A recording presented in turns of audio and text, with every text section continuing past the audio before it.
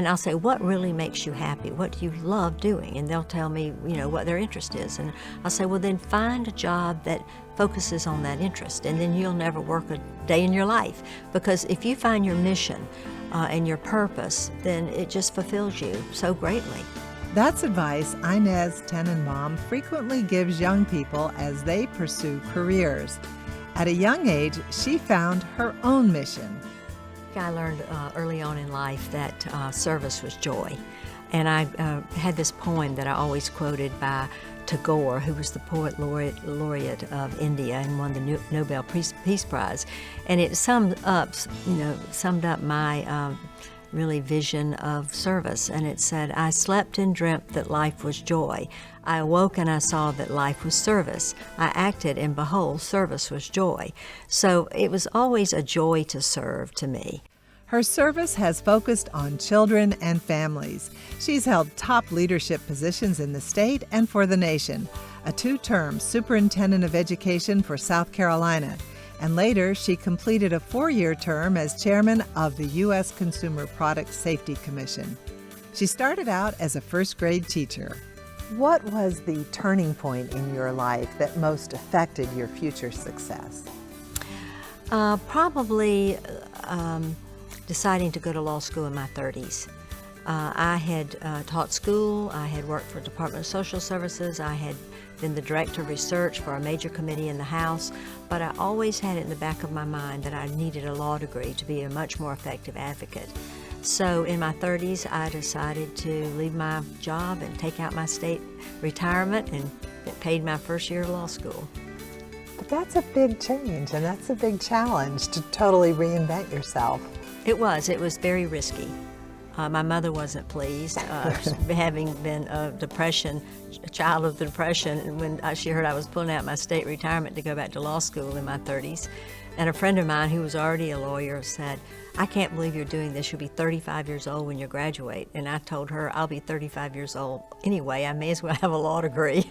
And it was that law degree that really gave me the tools to be a more effective advocate and to have more confidence. Because once I understood the law and how the law could protect children and families, it took me to many different venues. As Superintendent of Education, she worked with Governor Jim Hodges. I was fortunate when I came into office. Jim Hodges was elected the same time I was, and Jim told me early on, I want education to be one of my top priorities, and he won the education lottery. Jim helped me, along with our late state treasurer, Grady Patterson. The three of us advocated for a state bond bill so that we could put money in the school districts to build new school buildings. And the legislature passed $750 million in state bonds to help the districts build and build new schools. It was phenomenal. I think 140 new schools got built during that period of time when I was State Superintendent of Education. But that was leadership. Later, chairing the Consumer Product Safety Commission brought along its own challenges. She worked with consumers, business, and Congress. And I remember paying close attention to the fact that they found lead in children's toys that were being mouthed by children, which was very toxic. And lead poisoning can kill children. It can also bring about severe brain deficiencies. So I came in with at the cusp of when that law was passed almost unanimously by the House and the Senate in a bipartisan effort to protect children. So that was the first thing we did was come up with testing and certification of children's products. So a toy or a child's product cannot be sold in the United States or imported into the United States unless it's tested and certified. We came out with the strongest crib standard in the world. If you go into a store now that sells cribs or any kind of baby, infant, durable equipment, you will find that the standards are greatly increased to protect children. Now in private practice in South Carolina, she still keeps thoughts about children and families top of mind. What is your hope for South Carolina? I hope that we continue to have leadership that will focus on children. I get very concerned when we see education being cut or our teachers not being appreciated and valued. Right now we have a terrible teacher shortage. And that concerns me greatly, that we don't have the numbers of teachers available to be in the classroom. Child abuse and neglect, opioid addictions that affect children in the household, those are just issues I think about daily. And finally, one last question on leadership. This is an initiative that looks at women and vision. Why is leadership so important? You've touched on it, but why is it so important to this state? Well, the Bible said where there's no vision, the people will perish. And that's the truth with leadership.